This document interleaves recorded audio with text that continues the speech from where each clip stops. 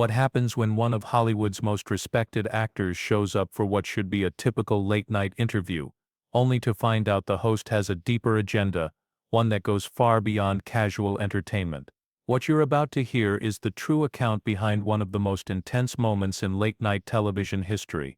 A confrontation so charged, it ended with Samuel L. Jackson being escorted off the set of Jimmy Kimmel Live. This isn't just a celebrity interview gone off script. It's a story about respect, integrity, and the consequences of crossing a professional line. Be sure to subscribe and leave a comment below. This story may change the way you view late-night TV. The Jimmy Kimmel Live studio was filled with its usual buzz before airtime. Cameras were being adjusted, the audience was getting into place, and Jimmy Kimmel was giving his notes one last glance. The evening's guest was Samuel L. Jackson, the iconic actor known for his strong presence on screen and off. What should have been a routine conversation to promote Jackson's new film was about to take a very different turn. "Ladies and gentlemen, please welcome the one and only Samuel L. Jackson," Kimmel announced, flashing his signature grin as Jackson walked out to enthusiastic applause. Jackson took his seat with a calm but attentive posture. "Good to be here, Jimmy," he said, straightening his jacket. "Great to have you, Sam." "Can I call you Sam?" Kimmel asked, already leaning forward with a tone that felt surprisingly sharp for the start of the interview. "Samuel is fine," Jackson responded, his voice courteous but firm. Kimmel's smile wavered briefly. "Right, Samuel. Let's talk about your new film. But first, there's something I've got to bring up. It's been on my mind." Jackson's eyebrow lifted slightly. This wasn't the usual warm-up for these interviews. "Oh, what's that?" "Well, you've been pretty outspoken lately about some issues in the industry, and I'm wondering, do you think you might be coming off a bit too forceful with your views?" The room fell quiet. Jackson's expression shifted as he focused on Kimmel. "Forceful? I'm not sure what you're getting at." "Come on, Samuel. You know what I'm talking about. All the comments about representation, about how certain actors are treated in Hollywood. Don't you think you might be pushing a narrative that causes more conflict than it solves?" Jackson leaned back slightly, jaw clenched. "Are you seriously asking whether advocating for equality and fair treatment is causing unnecessary trouble?" "I'm just saying things have improved over time. Maybe it's time to move forward from all that." The atmosphere in the studio had grown noticeably tense. Jackson's tone stayed composed, but it carried unmistakable firmness. "Move on from what exactly?" "From wanting qualified individuals to have fair chances, no matter their background." Kimmel shrugged, his tone now clearly dismissive. "I think you might be overreacting. Hollywood isn't what it used to be. We don't need to keep rehashing the same arguments." "Rehashing the same arguments." Jackson's voice rose slightly, and a few audience members shifted in their seats. "Jimmy, are you saying that pushing for equal opportunity is no longer relevant?" "Look, I'm not trying to create conflict here," Kimmel replied, though his voice hinted otherwise. "I just think maybe the focus should be more on your acting and less on social issues." Jackson looked at Kimmel steadily, his face unreadable. "For me, my work and my values go hand in hand, Jimmy. They always have. But don't you think actors should stick to entertaining? Leave the politics out of it?" The question lingered in the air, almost as a provocation. Jackson's grip tightened slightly on the arms of his chair. "Stick to entertaining. Let me ask you something, Jimmy. When you joke about politicians every night, is that staying in your lane?" Kimmel's self-assurance briefly faltered. "That's different. That's part of comedy." "No, it's not different at all. You're using your platform to share your views, just like I am. The difference is you seem to believe your opinions carry more weight than mine." "I never said that," Kimmel insisted, though the defensiveness in his voice told a different story. "You didn't need to. You made it clear the moment you implied I should stay silent about issues that impact people like me." The studio had fallen completely silent. Even the crew seemed frozen, watching as the interview veered into uncomfortable territory. Kimmel made a final effort to steer things back. "Samuel, I think you're taking this the wrong way." "Am I?" "Because it seems like you didn't bring me here to discuss my work. You brought me here to undermine my voice on issues that matter." That wasn't what I meant." Kimmel stammered, his polished late-night host persona beginning to crack under Jackson's steady gaze. "Then what was your intention, Jimmy?" Because this doesn't feel like a regular promotional interview. Kimmel glanced off stage toward his producers, hoping for support, but none came. He was on his own now, and Jackson wasn't backing down. "You want to know my intention?" Kimmel said, his tone sharpening as he dropped the last of his casual demeanor. "I wanted to have an honest conversation about how you've been presenting yourself lately." Jackson raised his eyebrows. "How I've been presenting myself? Jimmy, who exactly do you think you are to question that? I'm someone who's been in this industry long enough to recognize when someone's stepping out of bounds," Kimmel replied, no longer hiding his frustration. "And lately you've been crossing quite a few." The audience remained completely silent, sensing they were witnessing something well beyond standard late-night fare. Jackson leaned forward slightly, his voice lowering to that calm but unmistakably firm tone familiar to anyone who knows his work. "Which lines, Jimmy? Be specific." Kimmel straightened in his seat, believing he was regaining some ground. "Let's start with that speech you gave at the awards show last month. You practically called out half of Hollywood. I spoke out against an industry that still has serious issues. That's not crossing a line, that's being honest. But you made a lot of people uncomfortable," Kimmel replied. Jackson let out a dry laugh. "They should be uncomfortable if they're part of the problem. See that right there? That's the problem," Kimmel said, pointing at Jackson. "You act like you're some kind of moral authority. I act like someone who's spent decades in this business and earned the right to speak openly," Jackson said, his tone intensifying. "Something it seems you're not entirely comfortable with." Kimmel shook his head. "It's not about you speaking up. It's about the way you go after people who are actually trying to do better. Go after people, Jimmy. Tell me, when have I ever attacked anyone genuinely working to improve things? You know what I mean. You criticize directors, producers, executives, people who are making an effort." Jackson's expression turned firm. "Making an effort. You want to know what that really means to me? It means hiring people, not just saying you support diversity. It means offering real opportunities, not empty promises. But you can't expect change to happen overnight," Kimmel argued. "Overnight?" Jackson's voice rose. "Jimmy, I've been in this industry for over 3 decades. How much longer are we supposed to wait for something as basic as fairness?" Kimmel looked increasingly uneasy, a sheen of sweat forming on his forehead beneath the studio lights. "I'm just saying, maybe you could approach it with a bit more diplomacy." "Diplomacy?" Jackson repeated, his tone sharp. "You mean silence? You mean being agreeable? You mean I should just smile, nod, and be thankful for whatever little I'm given?" "That's not what I said." "It's exactly what you said. You just don't want to say it outright," Jackson replied, his gaze steady. "Let me ask you something, Jimmy. When was the last time you used this platform to speak out about inequality in the entertainment industry?" Kimmel hesitated. I support a number of causes. That's not what I asked. When was the last time you used this show to directly address the lack of diversity in Hollywood?" "I don't think that's really my role," Kimmel said quietly. "But you do think it's your role to tell me to stay quiet about it."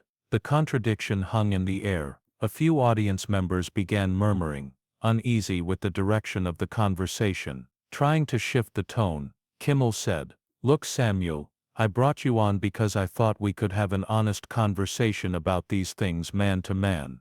"Man to man?" Jackson's voice dropped again. "Jimmy, you didn't invite me here for a real conversation. You brought me under the impression we'd talk about my film, but instead, you've tried to frame me as someone causing problems who needs to be corrected. I never said you were causing problems. You didn't have to. Your tone tonight has been patronizing. From the start, you asked if you could call me Sam. When I said Samuel, you moved straight into questioning my character and my right to speak on issues that matter to me." Kimmel looked increasingly uneasy, his calm demeanor unraveling. "I think you're being overly sensitive." The words barely left his mouth before Jackson's hand struck the arm of his chair with a loud crack. "Overly sensitive." His voice cut through the silence. "Did you really just say that to me, for standing up against your dismissive attitude?" "I didn't mean," Kimmel began to retreat, but Jackson interrupted. "No, you meant it. You think I'm overreacting because I won't sit here and be lectured about how to behave. You think I should just smile and be thankful to even be on this show. Samuel, can we just lower the temperature a bit? Kimmel asked, glancing toward his producers for help. Don't tell me to calm down, Jackson replied, rising to his feet. You brought me here under false pretenses, then tried to corner me on air, and now that it's not going your way, you want to defuse the situation. The studio was filled with silence and tension. Audience members exchanged uncertain looks. Production crew whispered into their earpieces, unsure what to do next. I wasn't trying to embarrass you, Kimmel said, his voice unsteady. Jackson looked down at him. Then what do you call this? You invite someone on your show and immediately challenge their integrity and their right to speak about real issues. What would you call that? Under the bright studio lights, Kimmel looked pale, his usual confidence replaced by visible discomfort. Jackson waited for an answer, but none came. The silence stretched out before Jackson shook his head. You can't answer, can you? Because deep down, you know exactly what this was. You brought me on here to make a point, not about my work, but about your discomfort with what I stand for. That's not true, Kimmel murmured, barely audible. Isn't it? Jackson's voice echoed through the room. Then explain this. Why didn't you ask me anything about the film I came to promote? Why was your first question about how I express myself? Why do you feel entitled to tell a seasoned actor to stay in his lane? Kimmel opened his mouth, but no words came. The cameras kept rolling, capturing every moment, as Jackson stood his ground, direct, composed and unwavering. That's not what I said. It's exactly what you said. You just don't want to say it directly, Jackson replied, his expression firm. Let me ask you something, Jimmy. When was the last time you actually used your platform to speak out against inequality in this industry? Kimmel opened his mouth but hesitated. Well, I support different causes. That's not what I asked. When was the last time you used this show, your platform, to directly discuss the lack of diversity in entertainment? I'm not sure that's really my role, Kimmel said softly. But you think it's your place to tell me to stay silent. The contradiction hung in the air. Some audience members exchanged uneasy glances, clearly aware this was no ordinary interview. Trying to shift gears, Kimmel said, Look, Samuel, I invited you here because I thought we could have a straightforward conversation about all this, just man to man. Man to man, Jackson responded, his tone even. Jimmy, this wasn't an honest talk. You brought me here under the impression that we'd talk about my film. Instead, you've used this platform to question me like I'm some kind of problem that needs to be corrected. I never said you were causing problems. You didn't have to. Your entire approach tonight has been patronizing. Right from the start, you asked if you could call me Sam. When I said Samuel, you moved straight into questioning my motives and my right to speak on these issues. Kimmel was clearly shaken now, his usual confidence slipping. I think you might be taking this the wrong way. He had barely finished the sentence before Jackson firmly placed his hand on the armrest. Taking it the wrong way. His voice remained steady but firm. Are you really calling me too sensitive, because I won't sit here and accept being disrespected? I didn't mean it like that. Kimmel started to clarify, but Jackson interrupted. No, you meant it. You think I'm being too sensitive, because I won't let you sit here and tell me how to behave. You want me to sit quietly, and just be thankful to be invited on. Samuel, please can we tone this down a bit? Kimmel said, again looking toward his producers. Don't tell me to tone it down, Jackson replied, standing calmly. You brought me here under false pretenses, and now that it's not going the way you expected, you want me to step back. The room was filled with tension. Some audience members were shifting in their seats, uncertain whether to keep watching or look away. Behind the scenes, staff whispered into headsets. I never meant to embarrass you, Kimmel said weakly. Jackson looked at him, expression firm. Then what do you call this? You bring someone on your show, and instead of asking about their work, you challenge their integrity and their right to speak up about real problems. Under the studio lights, Kimmel looked noticeably uncomfortable. his usual poise replaced by visible uncertainty. Jackson waited, but no response came. The silence stretched before Jackson finally spoke again. "You can't answer that, can you, Jimmy? Because you know what this is. It's an attempt to silence a voice that makes you uncomfortable. A voice that doesn't fit into your controlled version of this industry." "That's not fair," Kimmel said quietly, barely audible. "Isn't it?" Jackson replied. "Then explain this to me. Why didn't you ask me a single thing about my film? Why was your first question about my so-called aggressive views? And why do you believe it's your place to tell an experienced actor, who's been in this industry for decades, to stay in his lane?" Kimmel tried to respond, but no words came out. The cameras kept rolling, capturing every moment, as Jackson calmly stood his ground, making his point with clarity and conviction. "To everyone watching at home, let me make something clear. This is what happens when you speak out about inequality. This is the response you get when you refuse to stay silent about injustice. This is what comes from using your voice to stand up for those who don't have one." Jackson turned to Kimmel, who was now clearly uncomfortable. "People like Jimmy will try to shame you into being quiet.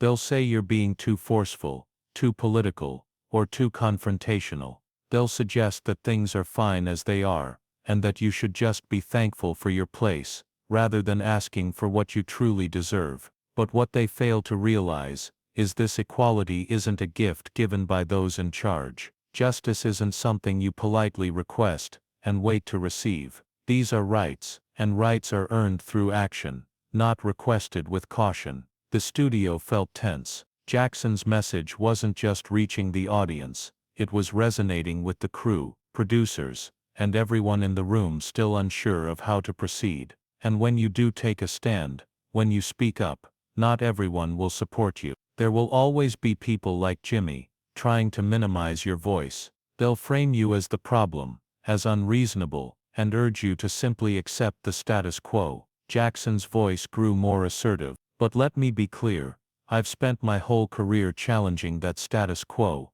and I don't plan to stop. I've always stood for what's right, and I won't be silenced, not by a host or anyone else." He faced Kimmel again. "You invited me here thinking you could turn this into a lesson. You wanted to show your viewers, and your industry peers, that even someone like me could be put in checks if handled a certain way. But you miscalculated, Jimmy, completely. The only example being set tonight is you, showing your audience exactly who you are behind the image of a friendly late-night host. You've shown that your respect is selective, your open-mindedness has limits, and your comfort takes priority over someone else's dignity." By now security staff had appeared along the stage's edge, summoned by the producers, who were visibly uneasy. Jackson noticed them, and gave a measured smile. "And there it is, the final step. When the conversation doesn't go your way, when your actions can't be defended, when your words fall short, you call security. You try to remove the issue, instead of facing it." He turned to the guards. "Gentlemen, I know you're doing your jobs, but understand this: I'm not a threat. I'm not violent. I'm not here to cause harm. I'm simply a man who won't accept being disrespected, especially on national television." Turning back to Kimmel, one last time, Jackson delivered his parting statement with calm authority. "Jimmy, tonight's been informative. You've reminded me, and everyone else, of something important: that there are still people in this industry who treat experienced professionals like they need to be corrected. That having a platform is often used to suppress, not support. But most importantly, you've shown everyone that when someone pushes back against that treatment, there are consequences, and sometimes those consequences reveal the truth for all to see." Jackson began walking toward the stage exit. The security team splanked him, but did not intervene, clearly understanding he was choosing to leave. As he reached the edge, he turned one final time. "To everyone watching, remember this moment. Remember what it looks like when a voice is challenged simply for speaking up. Remember what it looks like when someone stands firm in the face of that. And remember, your voice matters too, no matter who tries to silence it." With that, Samuel L. Jackson exited the Jimmy Kimmel Live stage, leaving behind a silent audience, a visibly shaken host, and a broadcast moment that would be discussed for years. Cameras continued to record as Kimmel remained seated, speechless, his face flushed, and unable to respond to what had just unfolded. The silence in the studio was heavy. No one knew what to say, or how to react to what they had just experienced. Jimmy Kimmel, the host known for his quick wit, was left speechless by the strength of Samuel L. Jackson's message. What did you make of this powerful exchange? Have you ever seen a guest take control of an interview in such a way? Share your thoughts in the comments, and don't forget to subscribe for more behind-the-scenes stories from Hollywood that reveal what really happens when the cameras are on, and nothing is held back.